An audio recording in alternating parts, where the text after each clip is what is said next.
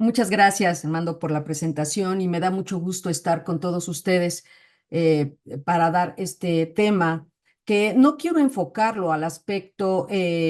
científico, sino al aspecto de la operación, lo que tenemos a bien vigilar siempre en nuestras unidades de atención, desde unidades de medicina familiar a centros de salud, hasta hospitales pequeños de segundo y de tercer nivel. Y bueno, el tema es equipos de protección personal cuando hay que utilizarlos para prevenir infecciones durante la atención médica. Creo que hoy día tenemos muchas dudas o muchas veces tenemos confusión respecto a la mejor forma de utilizarlos. Y estos equipos no están algo nuevo. Son equipos que se han utilizado a lo largo de los años. En particular, hablamos del siglo XIV, en donde en aquella época estaba la peste y los médicos en el ánimo de protegerse contra esta enfermedad infecto-contagiosa utilizaban equipos completamente emplayados desde cabeza hasta los pies, utilizando mascarillas en forma de pico de loro o y que de en su interior colocaban algunos aromatizantes o aceites con la finalidad de reducir esta situación sofocante que llegaba a ser. Incluso las gafas que se utilizaban de inicio fueron creadas con la intención de reducir los rayos de luz del sol y posteriormente fueron utilizados con la finalidad también de protegernos.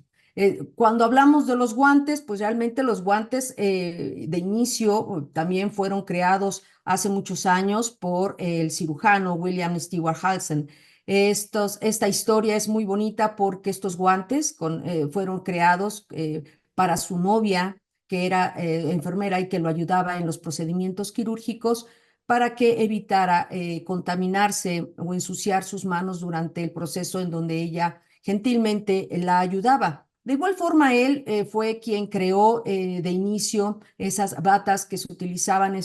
para el procedimiento quirúrgico y que posteriormente fueron cambiando a una bata completa. En un principio era solo un mandil, pero siempre él consideró que este debería de ser de color blanco con la finalidad de poder distinguir cuando este se contaminara. Y también fue uno de los precursores de la limpieza, desinfección y esterilización del instrumental que se utilizaba en los procedimientos quirúrgicos que se realizaban en esa época. En el caso de los lentes de protección, pues realmente estos ya vinieron a tener un poco más de avance en ese sentido y pues prácticamente el área de la salud fue de los últimos en utilizarlo como protector de prevención de infecciones y quienes más lo utilizan es el área de estomatología y maxilofacial, quienes siempre han tenido a bien esta protección, incluyendo la utilización de caretas que no solamente les protege a la vista, sino también prácticamente todo lo que es el macizo facial y esto les reduce considerablemente el riesgo de gotas o microgotas que pudieran tener al momento de manipular las máquinas o las fresas que utilizan en la atención odontológica. Y bueno, podríamos ya entrar en materia de cuándo utilizar un equipo de protección personal, porque realmente es una situación preocupante en la atención médica y también para los pacientes cuando van a la consulta y el miedo que les da, incluso en esta época de COVID, desgraciadamente hubo mucho pánico, incluso hasta para los pacientes, para acudir a su atención médica en los crónicos degenerativos o para consultas que no necesariamente eran de COVID. Pero antes de poder iniciar, es importante que tomemos en cuenta que el involucramiento en cuanto al uso de los equipos de protección personal van más allá sobre una preocupación como tal. Tenemos que pensar que esto es una cultura de seguridad laboral en la que no solamente está involucrado el personal de salud, sino también las partes administrativas de gestión, las partes de ingeniería, que tienen que garantizar que las instalaciones estén funcionando adecuadamente, con el menor riesgo posible, con la menor probabilidad de problemas que tuvieran en las instalaciones en todos sentidos. Y que el personal esté involucrado completamente dentro de esta atención y que no solamente se esté considerando la importancia de contener o contar con el insumo dentro de la atención que estamos recibiendo dentro de las instalaciones, dentro de nuestras unidades médicas. Y en particular estoy hablando de 4 o 5 personajes más relevantes, creo que estoy dejando lo más concreto. Aquí el protagonista, no necesariamente estoy hablando del director o del jefe de departamento o el director médico del hospital. El protagonista y el punto más importante dentro de este proceso de cultura y prevención en materia de riesgos para infecciones, estoy hablando del administrador. El administrador en todos los hospitales, en todas las unidades de atención primaria o centros de salud, es una parte súper importante porque es quien debe de presupuestar en forma programada cada uno de los insumos que se requieran dentro de toda la atención médica, y estoy incluyendo aquí también los equipos de protección personal. De él debe nacer la prioridad de las prácticas y políticas de seguridad, y con ello obviamente en forma de cascada descender a cada uno de los actores responsables de todo este proceso de cultura y prevención de emergencias. También tenemos que involucrar obviamente al personal de salud, no solamente como nuestro cliente desde el punto de vista que debe recibir el insumo en cantidad y calidad suficiente, sino también que estén conscientes y estén conociendo cómo y cuándo se tiene que utilizar, siempre basado en la evidencia científica, y sobre todo tener conciencia sobre la importancia que tiene la utilización sin estar esperando a que nos estén notificando que exista una pandemia, una epidemia próxima a llegar, o que ya estamos empezando a tener casos de enfermedades infectocontagiosas en la comunidad. Entonces, esto es algo que se tiene que tomar en cuenta y que es responsabilidad de cada uno de los personajes de salud. No es responsabilidad de un administrador que el médico esté apegado a los principios. Es responsabilidad de generar las políticas. Y cada uno de nosotros, dígase el médico familiar, dígase la enfermera, dígase los prevencionistas, los especialistas, dígase el cirujano, el ginecólogo, son autopropios responsables de autocuidado, de salud, y no necesariamente decir que yo no lo sabía. Todos estamos conscientes que a raíz de la pandemia de influenza y posteriormente ahora con la de COVID, hemos recibido una gran cantidad de información. Esa información ha sido dirigida básicamente a protegernos para evitar enfermarnos, evitar contagiarnos con este tipo de enfermedades, y por lo pronto y por lo tanto, cada uno de nosotros somos responsables de nuestra salud y de la integridad de lo que nosotros vamos a ofrecer a nuestros pacientes. También encuentra en la unidad de vigilancia epidemiológica, quienes también son partícipes importantes dentro de este proceso y quienes tienen toda la autoridad para cuestionar los procesos y buscar las formas de mejorarlas. Habló de los procesos relacionados a los mejores sistemas de protección personal que se requieran y los mecanismos en los que se tiene que evaluar y detectar oportunamente cualquier evento que pudiera ser en un momento dado una situación emergente. Asimismo, dependiendo el nivel de atención que estemos detectando, por ejemplo, en unidades pequeñas a donde solamente cuentan con un epidemiólogo o un maestro en salud pública o en medicina preventiva, pues obviamente son unidades muy pequeñas en donde no hay un apoyo secundario como lo que son las unidades o las áreas de educación o las áreas de calidad, quienes son verdaderamente los coordinadores de la educación del personal y los pacientes sobre las técnicas de prevención de infecciones. En los hospitales más grandes ya contamos muchas veces ya con un apoyo del área de educación o del área de calidad. Y ambos servicios deberán coordinarse para poder lograr que todo el personal esté conociendo, familiarizado sobre lo que son los equipos de protección, cuándo utilizarlos y sobre todo la forma adecuada y correcta para optimizar, racionalizar, evitar hacer un desperdicio o bien tomarlo tan relajado que pudiéramos en un momento dado caer en los extremos de presentar enfermedades o hacer un amplio desperdicio de insumos que son requeridos cuando verdaderamente tenemos un problema de infección. También tenemos que tomar en cuenta al equipo de compras. Muchas veces creo que este es el grupo que llega a quedar fuera de la jugada.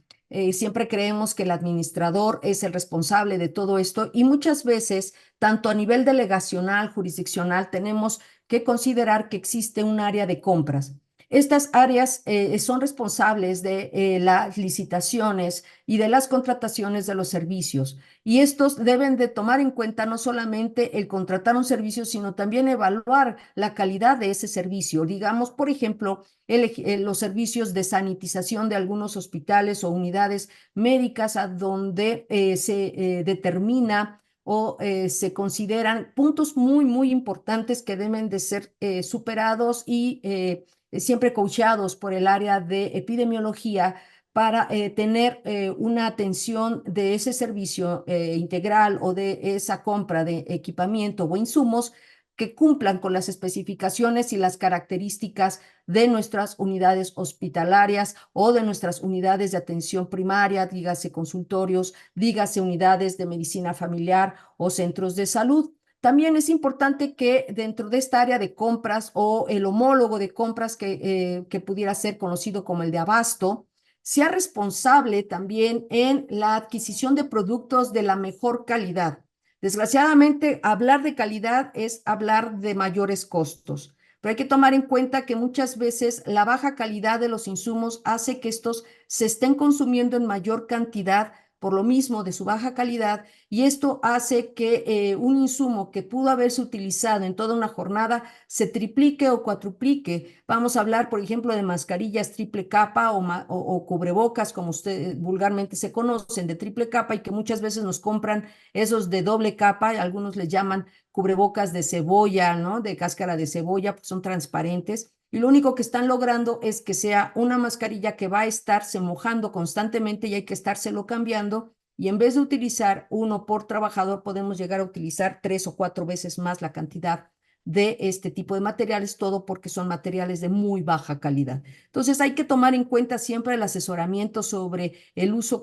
la calidad correcta y obviamente que se participe sobre que se garantice que estos se usen lo mejor y lo más correctamente posible para que no haya un desperdicio y entonces ayudemos también nosotros no solamente a la ecología, sino también a los presupuestos de los hospitales que contengan y tengan materiales de mejores calidades. Y obviamente tenemos que tomar en cuenta el análisis financiero sobre los costos que se están dando y que si en un momento dado se están comprando insumos muy específicos, por ejemplo, algún desinfectante nuevo, algún desinfectante de alto nivel,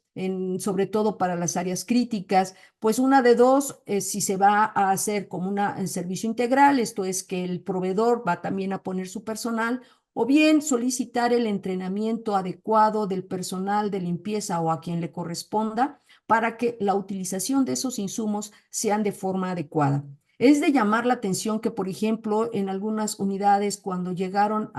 arribaron de inicio los apósitos transparentes conocidos como Tegadermo y etcétera, que se utilizan ahora para cubrir el sitio de instalación de las terapias de infusión, dígase centrales o periféricas. De un principio, la gente no lo utilizaba correctamente y subestimaban su utilización a grado tal que decían que se despegaban, que venían de mala calidad. Y no era otra cosa, sino que el personal no estaba perfectamente entrenado sobre el uso correcto de esos apósitos y obviamente esto hacía un desperdicio, incluso llegó un momento en que dejaban de adquirirlo algunas instituciones, todo porque había una falta de entrenamiento sobre esta cosa tan importante como es un apósito transparente, del cual por fortuna actualmente ya es prácticamente ya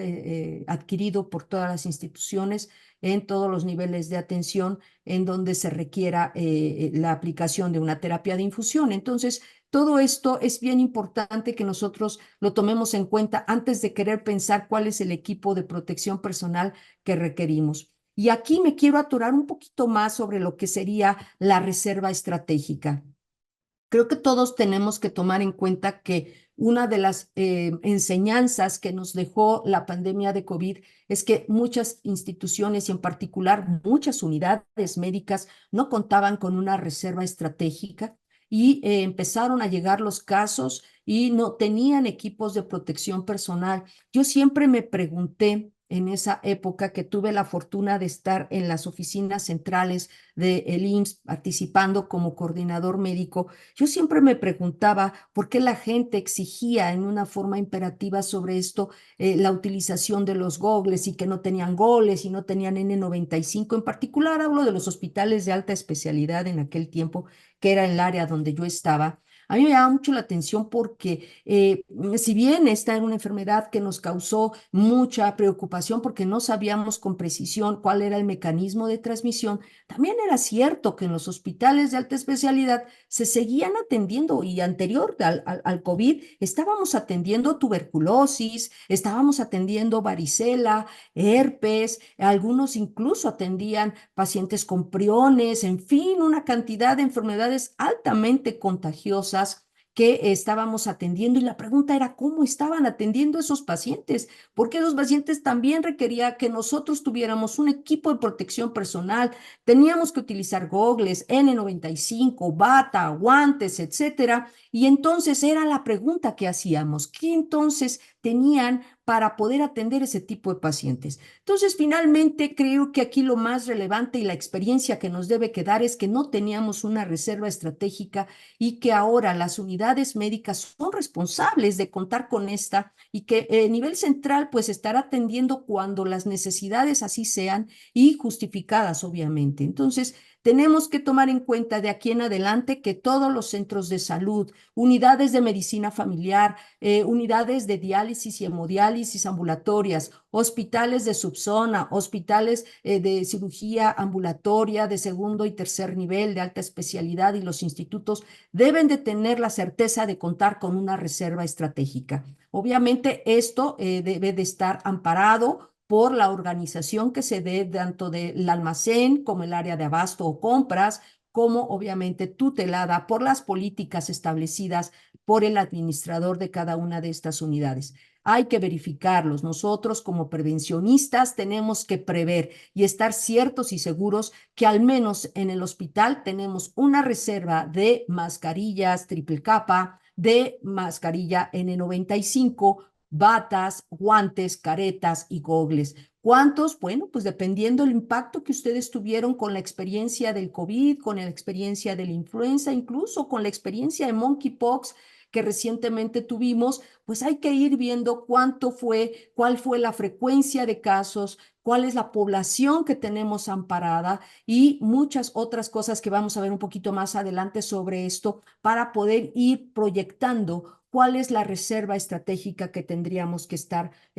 considerando. Y también es importante no dejar a un lado al paciente. Si nosotros no informamos correctamente al paciente y le aclaramos las dudas respecto a su enfermedad infectocontagiosa, cómo se tiene que cuidar tanto en la unidad médica como en su domicilio, podemos generar también confusión y un dispendio y sobre todo alarma y pánico en la población. Entonces, desgraciadamente los médicos somos, y lo digo así, somos las únicas personas a las que nos van a creer los pacientes. Y lo digo desgraciadamente porque desgraciadamente los médicos, muchos médicos desinformaban a los pacientes y más que ayudar, desayudaban. Entonces, todo esto es una cadena que va desde la responsabilidad que tenemos de coordinarnos y de informar a nuestro personal de salud, el área de epidemiología, de medicina preventiva, de calidad, de fomento a la salud, tienen la responsabilidad muy fuerte de estar cierto de que el personal está consciente y sabe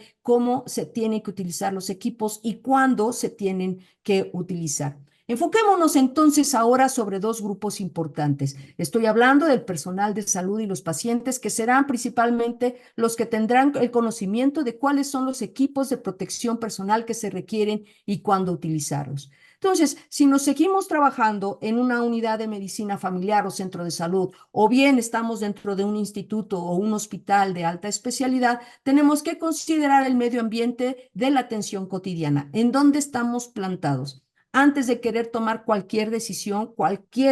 sobre todo cuando somos nuevos en alguna unidad o atención, tenemos que ver dónde estamos plantados y en base a eso hacer el requerimiento y las acciones necesarias. Y aquí son 4 puntos fundamentales que fueron saliendo a lo largo de una revisión sistemática que se hizo y que pongo, por ejemplo, esta es una tabla que es una tabla con un pequeño tamaño muestral, tendría que ser validada. Sin embargo, nos ayuda mucho para poder cachar esta idea que les quiero dar a entender. Uno de los factores o de los puntos que tenemos que considerar es el contacto. ¿A dónde vamos a atender al paciente? ¿Qué contacto vamos a tener en cuanto a la temporalidad y el acercamiento? Puede ser en un servicio de urgencias, en hospitalización, consulta externa o en laboratorio, radioimagen, en los pasillos interiores del hospital o incluso en las áreas comunes. Entonces tenemos primero que considerar y visualizar hacia dónde está nuestro riesgo y cuáles son las necesidades para tener dentro de nuestra unidad médica un equipo de protección y cuándo utilizarlo correctamente. El punto siguiente son considerar la infraestructura de nuestras unidades. Hay que tomar en cuenta el espacio. Podemos hablar de unidades pequeñas a donde tienen un espacio reducido para la atención médica, por ejemplo, una urgencia es muy chiquito, o salas de hospitalización con donde caben 4 camas, pues ya hicieron caber 5, 6, 7 camas. En un área de consulta externa donde tienen una pequeña mesita con una mesa de exploración muy pequeñita donde apenas se pueden mover, o bien tienen un lugar muy amplio, con grandes espacios, con una utilización de los servicios adecuadamente desde ese punto de vista espacial de infraestructura. También tenemos que tomar en cuenta la ventilación. Si nuestra unidad cuenta con una ventilación natural, esto es ventana que abren, ventana de un lado y ventana del otro, donde se pueda mover el aire en forma natural, o bien utilizamos del tipo mecánico, que son mediante aparatos que tienen la habilidad de poder introducir y extraer aire dentro de nuestras unidades, así como qué tipo de sistemas de salud, o sea, qué tipo de atención otorgamos, si es de tipo pública o de tipo privada. Y esto me enfoco porque recordemos que aunque seamos una institución pública de alta especialidad, la demanda siempre va a ser mayor que en una institución privada. Siempre las privadas, aun cuando tengan una gran demanda, nunca podrán ser, al menos en COVID, pudimos ver que no pudieron ser superadas por la demanda de la atención pública. ¿Qué nivel de limpieza y desinfección tenemos en el hospital? Normalmente hay hospitales de tipo público con muy buen sistema de limpieza y desinfección, o también hay hospitales privados que dejan mucho que desear en cuanto a la limpieza y desinfección, asimismo como los servicios. Contamos con agua, esa agua, la calidad del agua es adecuada, contamos con los servicios de luz constante, tenemos una planta de luz, tenemos un cuarto de máquinas adecuado, tenemos un comedor, contamos con servicios integrales, etcétera. Y obviamente esto sería de forma tricotómica, malo, regular o bueno. Y con esto podríamos hacer una medición de en dónde nos encontramos. Vamos a poner un ejemplo. Uno de ellos podría ser este, que es el ejemplo más duro que pudiéramos tener y que desgraciadamente es posible que se dé. Vamos a ver que, por ejemplo, el contacto, vamos a poner de ejemplo urgencias.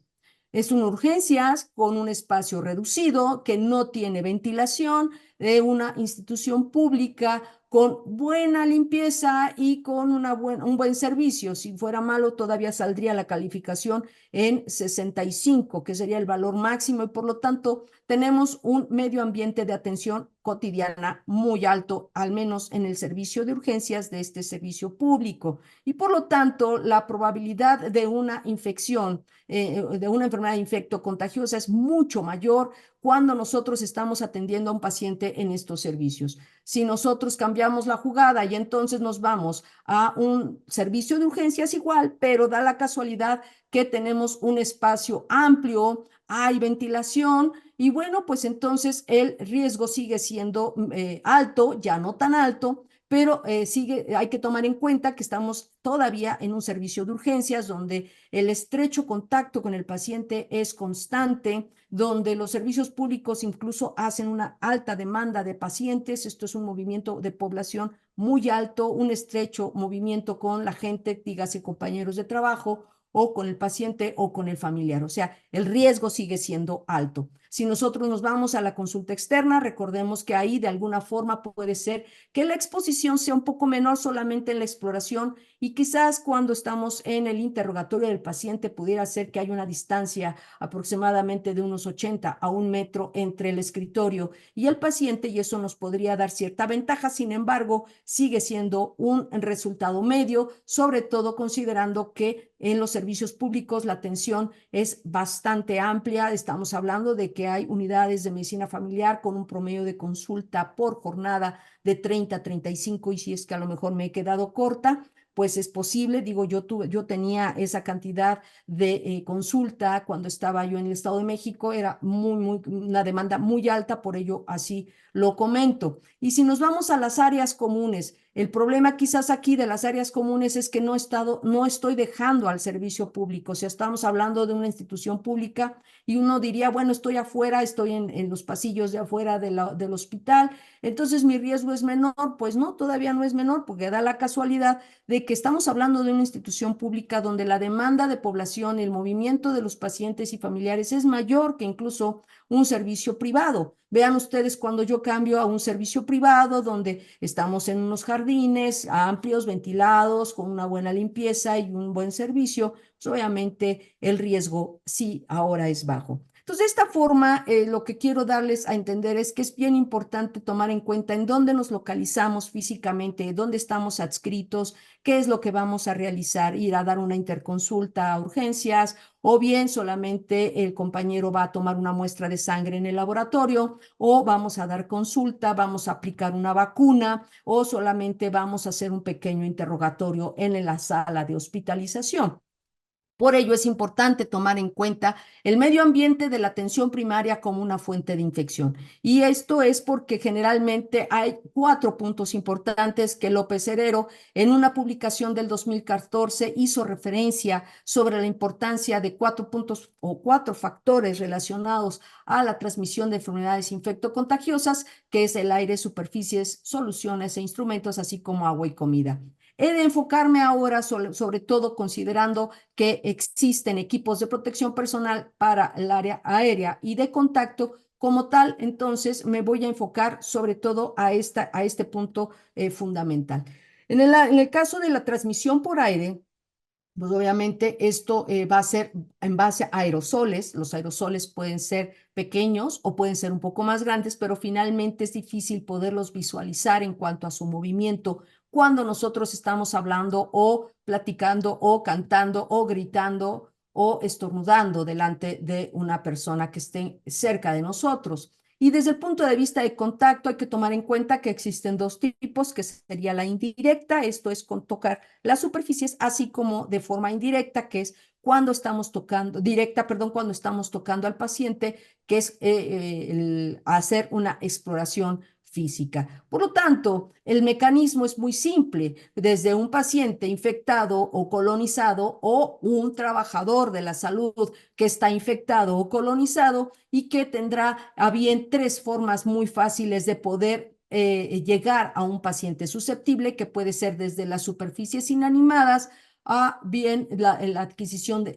o pasarlo por medio de las manos o directamente por contacto. Entonces, la exposición siempre es muy cercana, es donde el mayor número de contagios se da entre el personal de salud y los pacientes que vienen enfermos. Pero también hay que tomar en cuenta que de las superficies y hoy día, con toda esta desregulación que tenemos sobre el uso del uniforme quirúrgico, ha generado una controversia increíble, no solamente para el Hospital General de México, sino para todos los hospitales e instituciones de México y de otros países, porque no hemos tomado en cuenta que los textiles también son suficientes para poder contener microorganismos patógenos y altamente patógenos, multidrogo resistentes incluso, y que pueden tener una vida media que va desde unas horas hasta unos meses. Ustedes vean en esta tabla como la presencia de Acinetobacter, Pseudomonas y Klebsiella, así como Serratia marcense,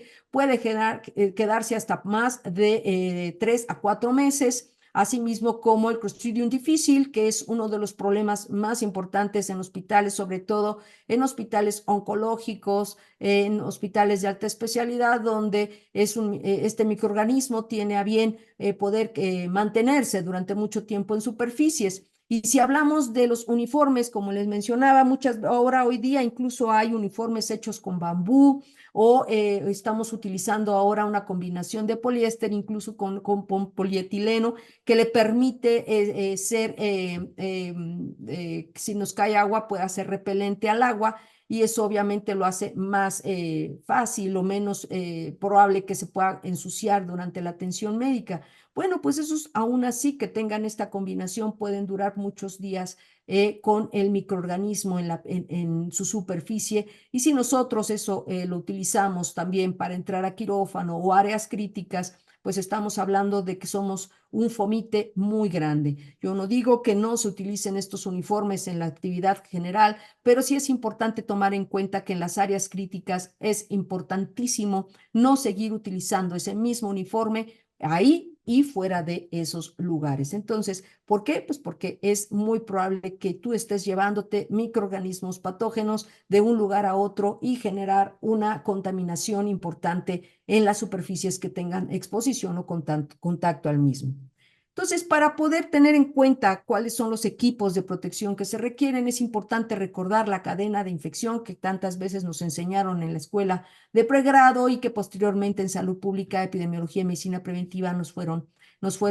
nuevamente recordando. La cadena de infección, lo más importante es tomar en cuenta y reconocer que el reservorio, pues siempre es parte importante de todo esto, es quien va a iniciar todo este proceso. Y si vemos, por ejemplo, en el caso de influenza o de COVID, pues el humano, las aves y los cerdos en particular, hablo de los humanos, pues somos uno de los reservorios más importantes y si tomamos en cuenta y reconocemos y sospechamos de un paciente que pueda tener influenza COVID, pues recuerden que de 1 a 4 días son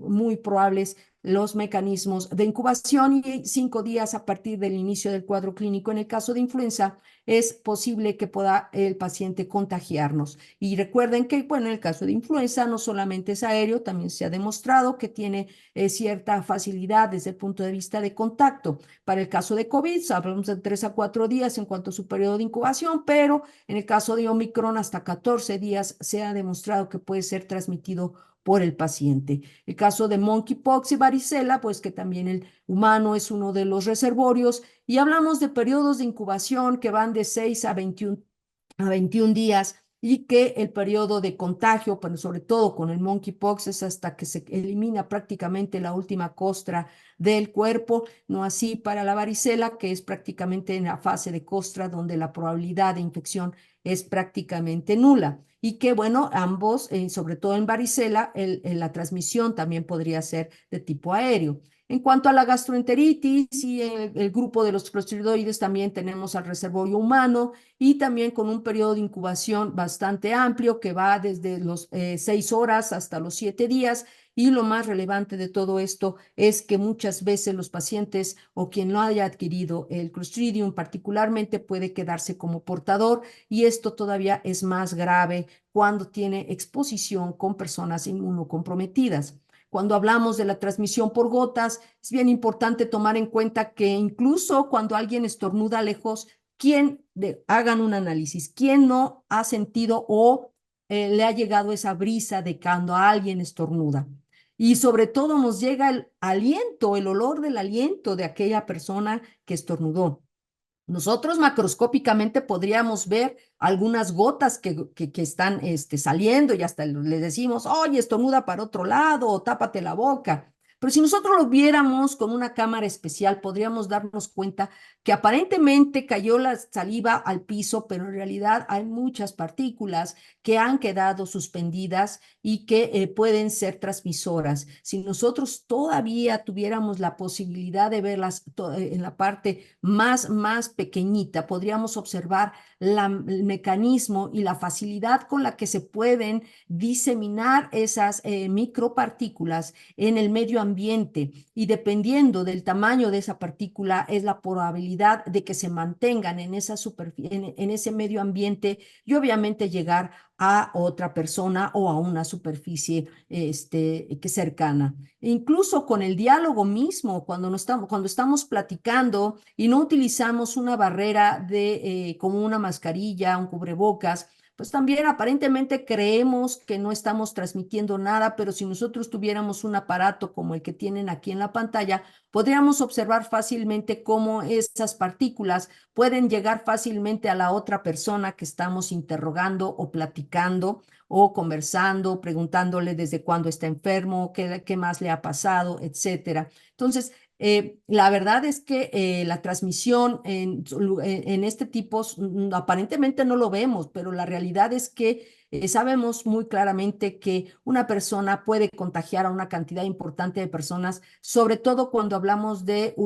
sitios cerrados en donde no hay una ventilación y una aireación importante, pues podemos hablar de que en cuestiones de segundos podría ser suficiente para que las micropartículas que aquí pueden verse de color rojo puedan llegar con mayor facilidad y mantenerse dentro del el medio ambiente en un tiempo suficiente como para que puedan caer en las personas y contagiarse. Y si lo vemos todavía desde el punto de vista de las partículas todavía más chiquitas y que no hubiera movimiento de ventilación en esos lugares, vean la cantidad en 20 minutos que podríamos lograr infectar a un número importante de personas por solamente que una persona estornude y pueda llevar ese microorganismo a más de 10 personas suficientes. En este caso es un ejercicio electrónico. Vean ustedes qué pasa con la ventilación. Si nosotros tenemos un área de ventilación natural en los lugares a donde tenemos pacientes con riesgo o con enfermedades infecciosas,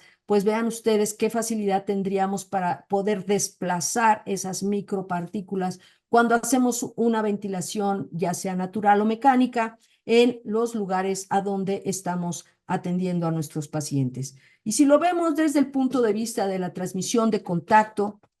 la verdad es que hemos tomado todo muy a la ligera. Anteriormente utilizábamos el alcohol gel en forma enfermiza, paranoica, y hoy día ya nadie se preocupa por traer alcohol gel cerca de sus brazos, cerca de sus manos. Vean ustedes cómo esta persona era la única que tenía el luminol en las manos y qué habilidad tuvo para que en 15 minutos, en 30 minutos, perdón, pudiera contagiar o en este caso manchar a todos los demás. Esa pequeña cantidad que ustedes ven en la imagen fue suficiente para producir un importante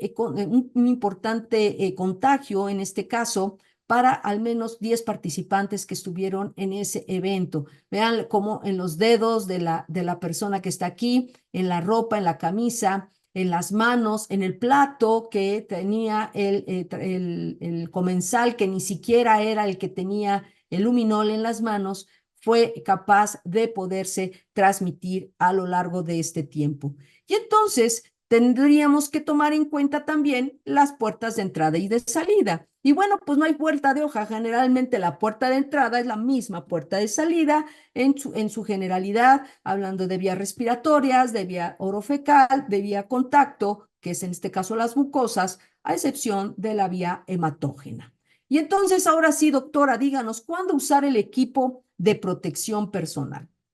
Bueno, pues entonces hemos entendido a lo largo de esta charla cuáles son los mecanismos, cuál es la importancia de no solamente decir cuándo lo tengo que tener, sino cuándo tengo que garantizar que mis compañeros de trabajo, que yo pueda contar y asegurar que tenga una reserva de insumos suficientes para poder estar preparados y listos ante cualquier situación que así lo amerite. Y entonces pondríamos de ejemplo que si yo voy a tomar una muestra sanguínea, tendría que utilizar guantes. Desgraciadamente, hoy veo que tomar muestras sanguíneas no es suficiente, la gente no utiliza guantes y la importancia que tiene la utilización de la higiene de manos y los guantes. Si en un momento dado yo voy a hacer una exploración en un paciente que llega por un síndrome doloroso abdominal, ¿qué es lo que yo necesito? Pues solamente tu higiene de manos y una mascarilla para evitar, si yo estoy en un periodo de incubación y no lo sé, pues evitar contagiar al paciente o al revés, que el paciente utilice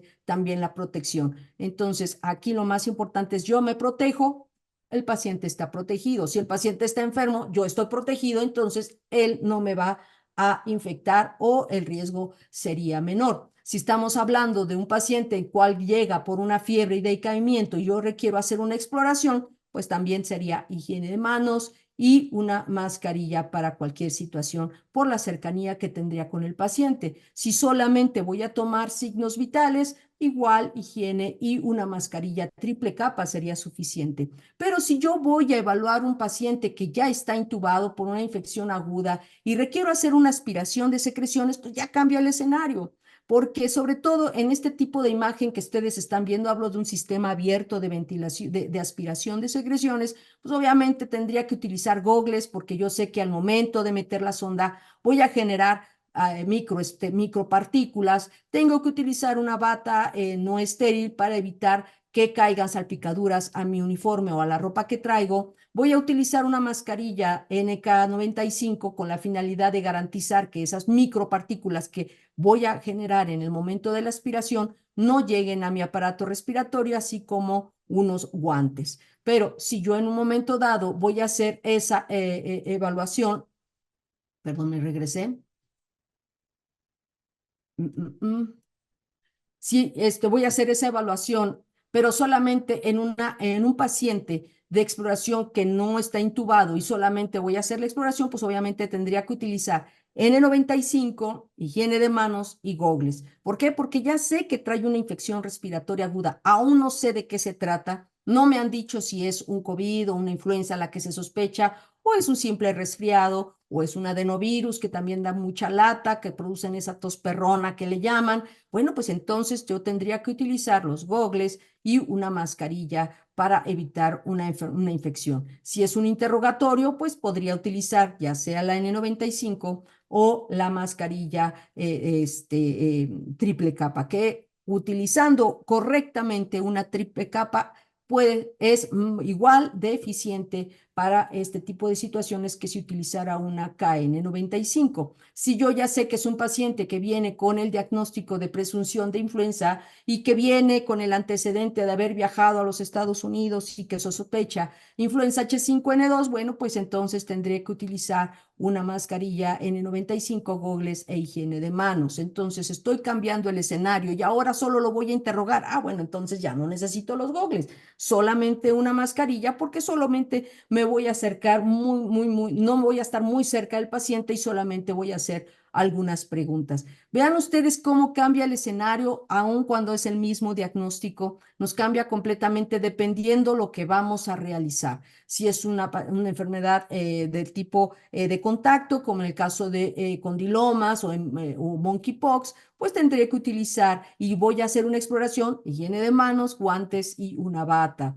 Si nosotros estamos en un área semicrítica, como en este caso las imágenes que vemos aquí, pues lo más importante es tomar en cuenta qué tipo de diagnóstico tenemos dentro de estos pacientes, cuál es el comportamiento epidemiológico en ese momento y cuáles son las acciones por realizar en esos pacientes. O sea, voy a hacer una exploración, solamente voy a ir a dar una plática de lavado de manos, voy a hacer una orientación educativa. Entonces, voy a cambiar todo el escenario dependiendo lo que yo voy a realizar con el paciente. Voy a utilizar guantes porque voy a explorar al paciente y es una enfermedad que se sospecha que sea por transmisión de contacto. Solamente voy a ir a dar una plática, bueno, pues entonces solo utilizo la mascarilla. Hoy día recuerden que tenemos nuestra nueva normalidad, que es la utilización de la mascarilla en presencia de pacientes cercanos al paciente, cosa que políticamente sí se sigue manteniendo. Y si estoy en un área crítica, bueno, pues ya sabemos que en las áreas críticas tendré que utilizar incluso un uniforme fuera de mi ropa de civil para reducir la de llevarme en mi ropa de civil a la calle o a mi casa microorganismos y por lo tanto tendré que utilizarlo de uso exclusivo, en particular cuando hablo de las áreas críticas como las terapias intensivas y los quirófanos. y sobre todo, insisto también, dependiendo qué es lo que vamos a realizar. Si es un procedimiento quirúrgico en un paciente que tiene una enfermedad aérea y que urge atenderse, bueno, tendré que utilizar la N95. Si tengo que solamente explorar a mi paciente en una terapia intensiva, bueno, pues tendré que utilizar lo que corresponda dependiendo el diagnóstico que tengamos en ese momento. Por lo tanto, es importante tomar en cuenta el uso correcto y adecuado de los equipos de protección personal que nos van a ayudar fundamentalmente a reducir la cantidad de probable de exposición a microorganismos patógenos cercanos a nuestras vías respiratorias o cercanos a nuestras manos directas y por lo tanto reducir el riesgo de un contagio o volvernos nosotros transmisores también de enfermedades infecciosas. No dejemos de lado pensar en optimizar el uso de los equipos de protección para considerar la economía que pudiéramos impactar sobre todo, pero sobre todo reducir la huella de carbono que, por desgracia, una bota desechable, una mascarilla desechable, una bata desechable repercuten considerablemente en la huella de carbono que se está dejando. Los hospitales, por desgracia, estamos contribuyendo mucho con este tipo de situaciones que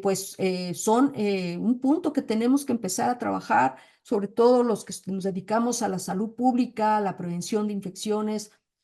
a la prevención de los daños en la ecología, porque aquí lo más relevante es proteger nuestra vida y la de nuestro planeta, sobre todo usando los equipos de protección cuando la atención lo requiera. Muchas gracias.